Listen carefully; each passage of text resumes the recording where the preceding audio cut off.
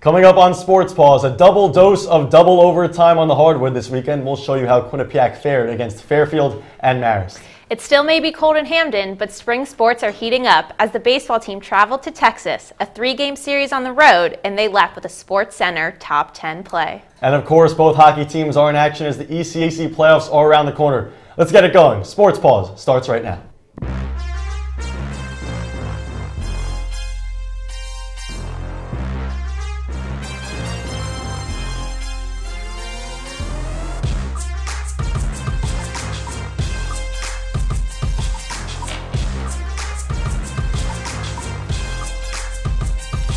Hello, and welcome to Sports Paws. I'm Robin Brown. And I'm Dylan Fear, and a lot of action this week, Robin, as both the winter and spring sports teams are now going on at the same time. Playoff implications for the winter sports teams, while the spring sports are getting the rust off from the offseason.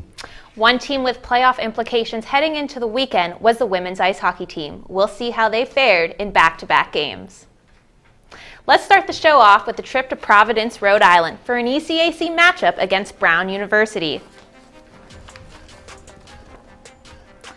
Here we enter the first period, and we see a backhand pass from Brown forward Katie Swanstorm, who gets the first goal of the game. Into the second period we go. Katie Tabin with the puck here, standing at the blue line, and she gets the Bobcats with the first one on the board. Now Grace Markey here, hiding a rabbit's foot, I think, Dylan, under her jersey, gets the lucky deflection for the second goal. Quinnipiac is leading 2-1. As we enter the third period here, Melissa Samaskevich. Now, I think she deserves a high five here with this shot right through the 5-hole. Beauty. Now, with a minute to play, Kenzie Prater takes the puck right here, has the advantage of the open net, and gets the goal. Bobcats win this one 4-1. We'll make it 2 straight shutout losses to Yale for the women's ice hockey team. That's after a 2-0 loss to the Bulldogs on Saturday. Quinnipiac could only muster up 16 shots. Offense has been the struggling part of QU's game this year. Allison Small played well in net, replacing the injured Abby Ives. Small stopped 21 shots, but that loss means no home ice in the ECAC tournament. The Bobcats have to go to St. Lawrence for the quarterfinals.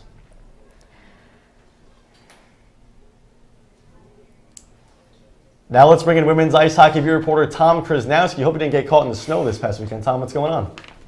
No, Dylan, it was great this weekend. I was at the bank watching some hockey, keeping track of women's hockey, and I hope the snow didn't affect you guys either. Hope you guys all made out okay. Yeah, we're good, Tom. So we know Abby Ives is hurt, and Allison Small has had to step up as the netminder. In your eyes, how far can Quinnipiac go with Ives sideline? Well, first, I think we've got to say that Abby Ives, it's going to be a big loss for the Bobcats because she was their rock. She finished with a 1.72 goals against average and a 923 save percentage. She was the ECAC goaltender of the week twice. Those are some really impressive stats. But Allison Small has done just as good a job in her stead. So her record doesn't show it. She's just 2-4 through her first 9 games. But she's done a very good job filling in for Ives. In those 9 games, the Bobcats have only scored her 12 goals of support. That's just simply not enough to get some wins. She's kept the Bobcats in all the games, illustrated by the fact that she's never allowed more than 2 goals in any game, except for one, which was against Cornell, the number 5 team in the nation at the time. So Small is doing her job. The Bobcats love to play good defense and block shots in front of her. And I think with that defense, they can do a good job of preventing shots on goal, and she can do her job as well. Well, Tom, let's take a look at these ECAC standings here for a second.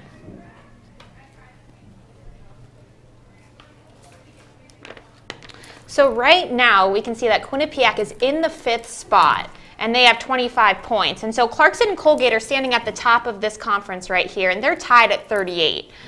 So I guess heading into the playoffs, Quinnipiac's just kind of right ahead of the middle of the pack, wouldn't you say here, Dylan? Yeah, 5th. I mean, you know, they played well down the stretch, but still no home ice. So Tom, it's going to be St. Lawrence and Quinnipiac in that first round. Give us some Bobcat players to watch. Who do you like to see against the Saints? Well, I'm going to give you guys 3 players to watch here. I'm going to give you 2 captains, Melissa Samaskevich and Alicia Berry. And I'm going to give you a bit of a wild card here with Sarah Ev Kutu-Godbu, the sophomore. But first, the captains. So why not go with Melissa Samaskevich as a player to watch? She leads the team in goals. She leads the team in points, power play goals, shots on goal. The whole offense runs through Samo. She's definitely going to be a big part of what they do. Defensively, we're looking at Alicia Berry. She's a senior. This could be her last go-around in the ECAC playoffs, so you know she wants to go out with a bang. She's also the club leader in blocked shots. That's a big deal with a freshman goalie behind her, help ease the pressure on Allison Small. And about that wild card that I mentioned earlier, that's Sarah Evku-Tugadbu. She is a streaky scorer, but when she gets on, she's hard to stop. She's got some of the best shots out of anyone on this team. She has 9 goals on the year, and she's got some nice mittens too. She's been able to make those dekes and make those high percentage plays, low percentage plays. She makes them look easy. So if Sarah Evku-Tugadbu gets on a roll, she could be a big factor here for the Bobcats in this playoff series. Well, how about the Saints, Tom? What do they do well, and how can Quinnipiac get an advantage this weekend? Yeah, so let's look at St. Lawrence now. They are the 8th seed in the conference, and Quinnipiac has played them twice. They have not won. So St. Lawrence beat them the first time 4-2. That was at St. Lawrence in November. They recently played here at the Bank 2 weeks ago, and they tied that game 1-1. That was a big confidence booster for the Bobcats, though. They got a lot out of that game. They were in it the whole time. There was just a goaltending duel between Grace Harrison and Abby Ives, and she was healthy. Harrison's obviously one of the strengths for this St. Lawrence Saints team. Her and Sonia Shelley form a really good goaltending duo. They can go to either of the two. They also have scoring up and down the roster, which is something that Quinnipiac doesn't have as much of. But they're not unbeatable. They take more penalties. They take less shots on goal, and they're only 4-3-1 in their last 8 games, sort of limping into the playoffs for the number 8 seed. Well, thanks for joining us tonight, Tom. Now, to talk about the other ice hockey team on campus, the Bobcats welcome the Union Dutchmen into town, hoping to start the senior weekend off by putting some icing on the cake before senior night. Let's jump into this highlight here, Dylan, as Quinnipiac took on Union. We'll jump into the second period here. The Bobcats are trailing by 2, and Craig Martin is cruising in the defensive zone with a short pass to Matt Borchuk to get one on the board, followed by my favorite celebration, hockey hugs. The puck is tossed around the boards here where Union's Vas Kolias absolutely levels Alex Whelan. And into the third we go, as Odin Tufto here with the puck butters this biscuit to Alex Whelan, who puts it right in the basket, just 56 seconds into the period. And Dylan, you know what that means. A tied game, more hockey hugs, of course. But a minute later, Union's Anthony Rinaldi picks the pocket and gets the shot right over the pad of Andrew Shortridge. With Union taking a 3-2 lead, Shortridge was pulled from the game. Here with a pass to Tufto, back to Brogan Radford, Tiana swing and a miss. Almost like baseball. Yeah, skating right up the middle here. The puck is left for Brett Supinski, who gets the wrister past Petrozelli. Quinnipiac loses 5-2. Well, the next night, Q looking to pull a big Sean. Last night took an L, but tonight I bounced back. Senior night in Hamden, led by Landon Smith and Tanner McMaster. We start in the first period. McMaster's going to get things rolling. Feeds the puck through the RPI zone to Craig Martin. Little wrist action, and Lyndon Marshall's got no chance. 4th on the year for Martin. Good start for Q, and it got even better in the second. RPI isn't that good, Robin, but Rand Pecknold was happy with the way the Bobcats played. A complete game, 60 full minutes. You know what my favorite sandwich is? Peanut butter and Fergelli. That's John Fergelli zipping a pass to Scott Davidson on the power play. One timer too easy, and Quinnipiac extends its lead. Less than 2 minutes later, Quinnipiac still on the man advantage. Brandon Fortunato in a fortunate spot, right there to clean up the mess. And no, Robin, Keith Petrozelli in net for Quinnipiac. You saw that he was put in for Shortridge in that Union game. Pecknold said he played great, allows a goal here, but it won't matter. Red Wings draft pick with a very nice night, 21 saves on 22 shots. And then early third period, McMaster on his senior night goes through the Engineer defense. Shot is saved, but fellow senior Bo Pieper collects the puck and puts the rebound in. Quinnipiac bounces back and wins 4-1. Here's Jonathan Banks and Drew Feinberg postgame.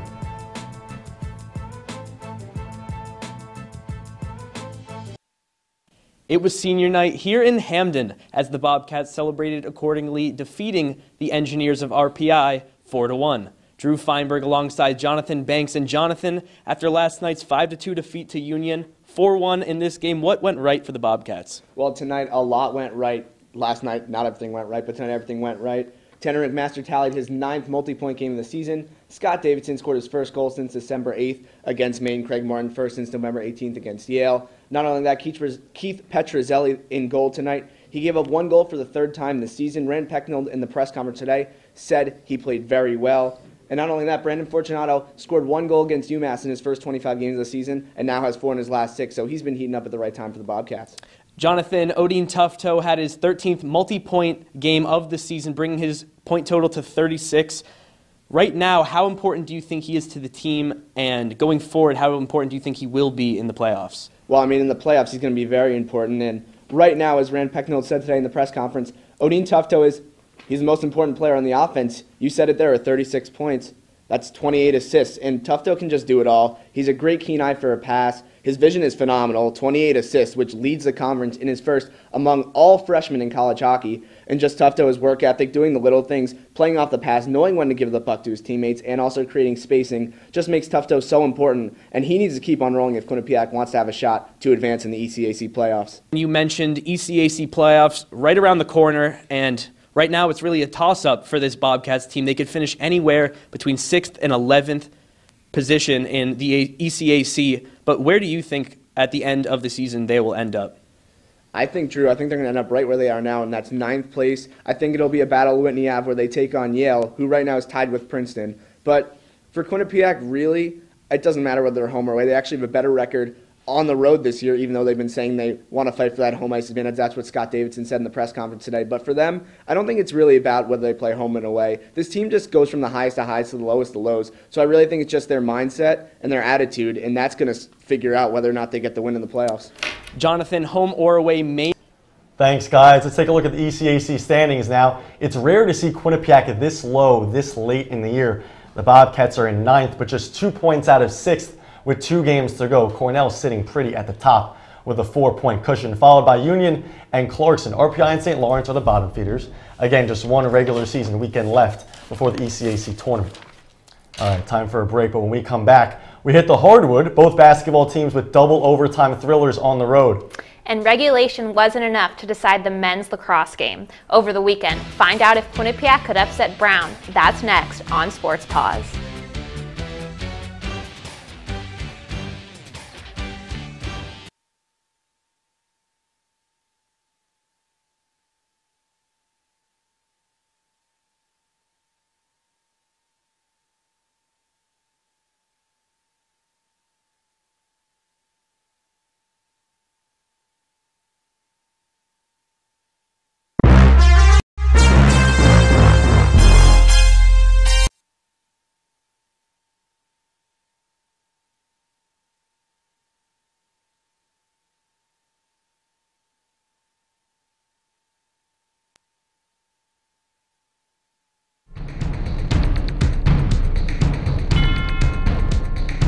Whether you're on the quad, in your room, or heading to class, tune in to Q30 News for stories by student journalists you can trust. We are covering the latest here on campus and in surrounding areas. Get the news you need to know every Wednesday night.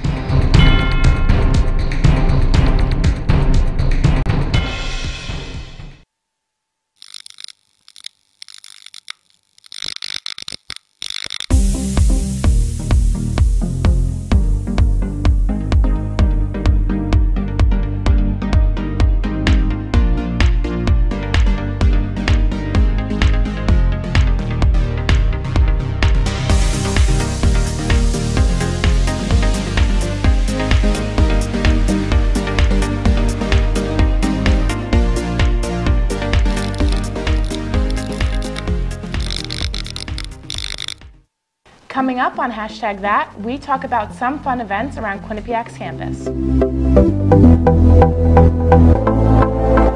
And we talk about some weird news that's been discussed around Twitter.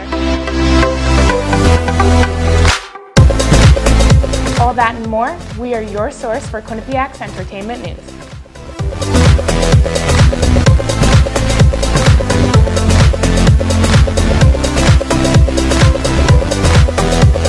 Hello, and tonight on Sandwich News, we will determine what makes a good sandwich and a bad sandwich. First, the standard sandwich. Uninspired, and frankly, a little gross. But we have here a Ray and Mike sandwich, the Cadillac of sandwiches.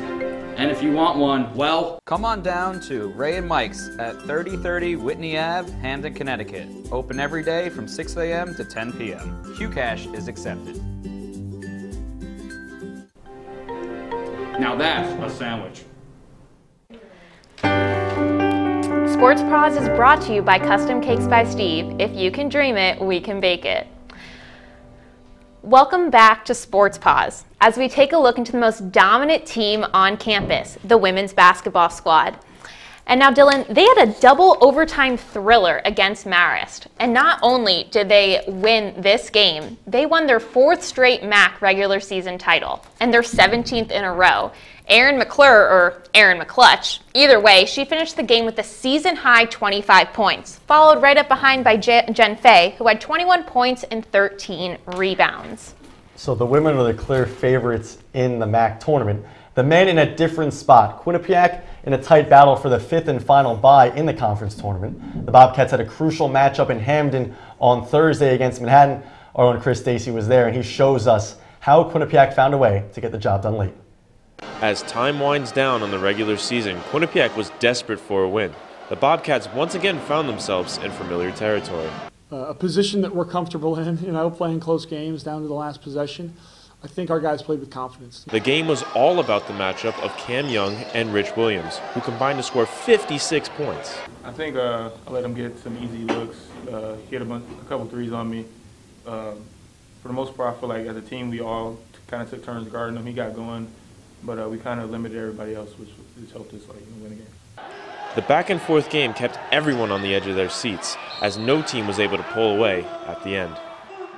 With under a minute to play and Quinnipiac up by 2, all the Bobcats needed was one last stop. But Rich Williams silenced this home crowd for Quinnipiac by hitting a 3 to give Manhattan the 1-point lead.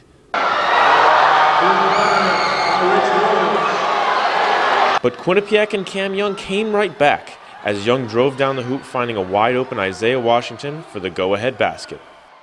When I came down, I'm just trying to be aggressive, so of course I was looking to score first, and then I didn't have nothing, so I turned and I seen Zay cutting, which we always work on, so it was an easy look. After one more stop, the Bobcats are now tied for 5th place in the MAC with Manhattan. And the players say they don't pay attention to that, but Dunleavy says otherwise. Our guys obviously know the standings. Our guys know the standings. We don't hide it from them. They know the standings. We all know it, but just kind of make a point to not play for that, And With a 71-70 win, the Bobcats now improved to 7-8 in MAC play. Their next game comes at Fairfield. Chris Stacy, Q30 Sports. So the Bobcats take care of business at home. 2 days later, a battle with Fairfield on the road. Both teams fighting for 5th place in the MAC. We start in the second half. Quinnipiac was up 12 at the break, but it would get close late. This is Tyler Nelson. Messed around and became Fairfield's all-time leading scorer. This 3 gives the Stags a 1-point lead. Final possession of regulation, Quinnipiac down 3. Fairfield decides not to foul, and Rich Kelly makes the Stags pay. Step back pull of Hezi Jimbo, and we're going to overtime. Didn't Drake say in one dance? Never much love when we go OT. Look, Rich Kelly had it going all day. Finished with a 40-piece, no napkins, no sauce, straight baller. Fadeaway cuts Fairfield's lead to 2. Jesus Cruz, that's fun to say, goes to work on Shays Daniels. Stags up 1 in overtime with 20 seconds to go. Cam Young would hit just 1 of 3 free throws late, setting this to double overtime. Fans got a good one. In the second overtime, Kelly takes a little contact off a screen. A little bit of separation is all he needs, butter. But as good as he was, this turnover put this one in the books for Fairfield. Nelson's eventually going to lay it in, and Fairfield wins 102-98, a brutal ending to a terrific game for Quinnipiac. With a performance like that, it was no surprise that Rich Kelly, or should I say Rich Money, earned his 3rd MAC Rookie of the Week. He dropped dimes, nickels, and quarters, tallying a 40-point performance. The freshman was dominant from downtown, hitting 7 3-pointers and adding 10 points in overtime. And our Twitter poll for this week, has Dunleavy lived up to expectations in his first season with the men's basketball team? Let's see the results here. Well, coming in at 65%, those people who voted said he has exceeded expectations. I mean, I'm thinking that he did, Dylan, but just my opinion, of course. I mean, I don't know what's going on with that 5%. I mean, that's 4 people that voted that he hasn't met expectations. It's kind of weird. Agreed. But anyway, I think he's doing a great job. And we'll see what happens in Albany. To the lacrosse field as Quinnipiac takes on Brown. These two face off every year. Brown 17th in the country. Quinnipiac lost 25-7 last year and 20-9 the year before. We start in the first quarter.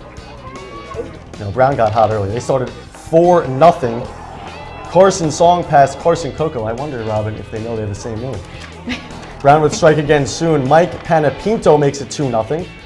Brown was up 4-0 early, but the comeback train is on as Adam Bellamy is going to respond in the second quarter to make it 4-1. Then Mike Fletcher says, don't mind if I do, 4-2.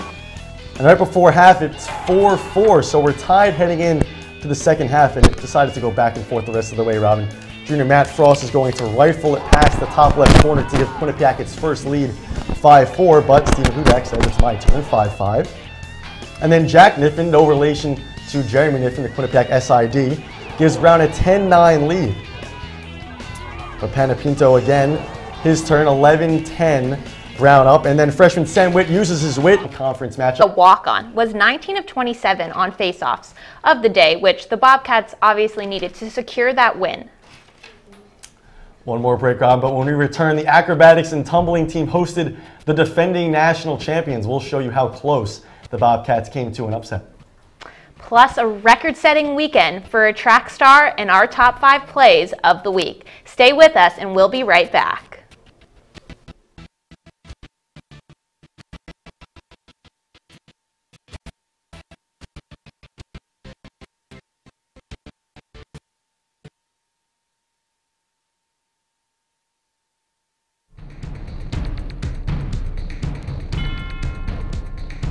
Whether you're on the quad, in your room, or heading to class, tune in to Q30 News for stories by student journalists you can trust. We are covering the latest here on campus and in surrounding areas. Get the news you need to know every Wednesday night.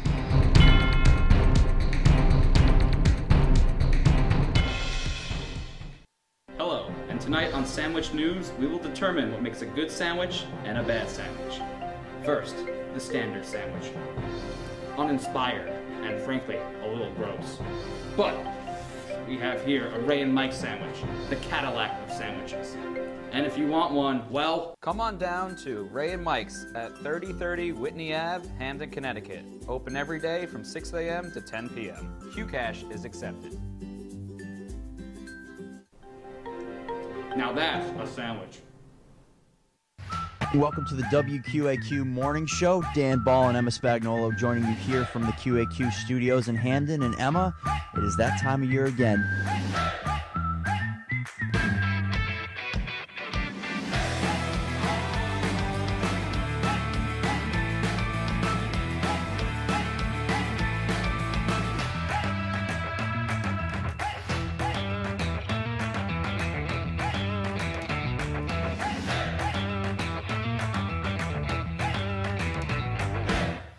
Coming up on #that, we talk about some fun events around Quinnipiac's campus.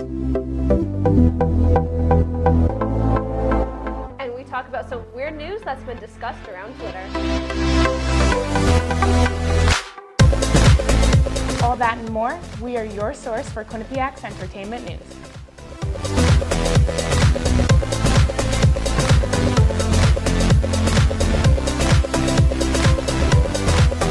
Sports Paws is brought to you by Custom Cakes by Steve. If you can dream it, we can bake it. Welcome back. A national champion entered Hamden this weekend. We're not talking hockey, not rugby, not even lacrosse. Robin, I'm talking acrobatics and tumbling. The Bobcats feeling upset-minded as Baylor comes to town. Last year, these two teams met in the national semifinals. Baylor won by just 5 points. Quinnipiac looking for his first win against the Bears since 2013. Allie Williams getting everyone hyped up. Let's get it. All right, Robin, so this is the toss event. Alyssa O'Connor and Melanie Mancini are the tops. Both are going to do a double full. Can you do that? Wow, I could try. To the solo tumbling section, Baylor's Bailey Hollier, front handspring, front through, round off, backspring, 1.5, step out, round off, full. Wow, take off 0.3 of a point for stepping out though.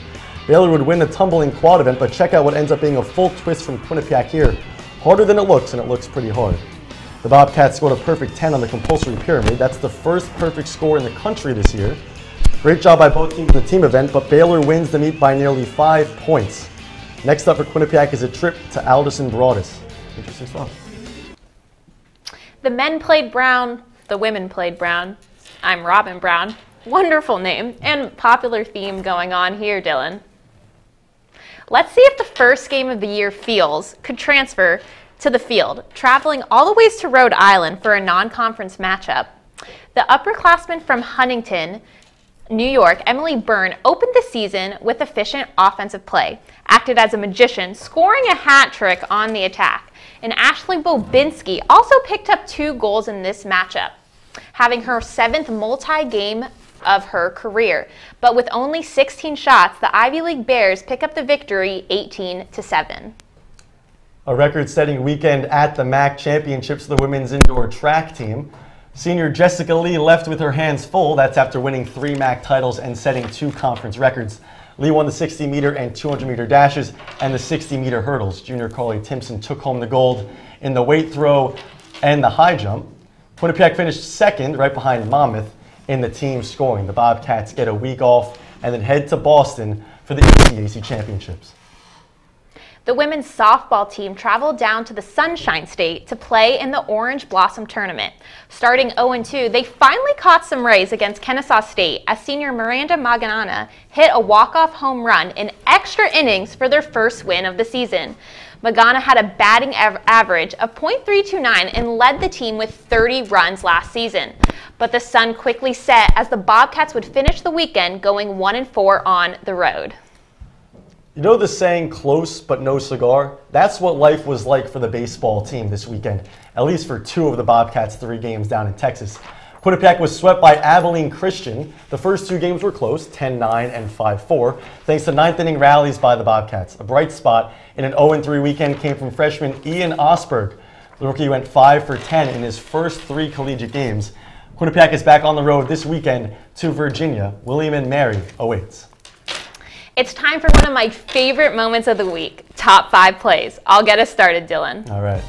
Coming in at number 5, we travel to the ice arena. And this move by number 8, Alex Whelan, was as icy as a hockey rink. And the Bobcats lose to Union 2-5. Number 4, let's hit the courts. Alan Chiga clearly has no idea what Paulie Polycap is capable of. Get out of my lane, bruh. Interesting name, Paulie Polycap. Quinnipiac wins by 1. Back to the ice we go for the number 3 against RPI. Tanner McMaster out there like an Uber driver, weaving in and out of traffic, leaves the puck for Chase Prisky. Bobcats win 4-1. Number 2, we saw it earlier. Mike Fletcher does his best all-star game LeBron impression. Game winner. Quinnipiac takes down number 17 Brown. Had to get LeBron in there somehow. Although ranking in at number 7 on SportsCenter's top 10, Brian Mosky comes in with the number 1 play, showing us what it means to lay out like Superman. It doesn't get much better than that, Dylan, although personally, I prefer Batman as my sidekick. Not me? Unfortunately. You know, and Mosky also went 3 for 9 in the series, so very good weekend in Texas for him. And we'll see if baseball gets its first win this weekend. That's all the time we have tonight on Sports Paws. Make sure you check out our website at Q30TV.com and follow us on Twitter at Q30 Television and Q30 Sports. For Robin Brown and our entire crew, I'm Dylan Fearon. We'll see you next time. Good night.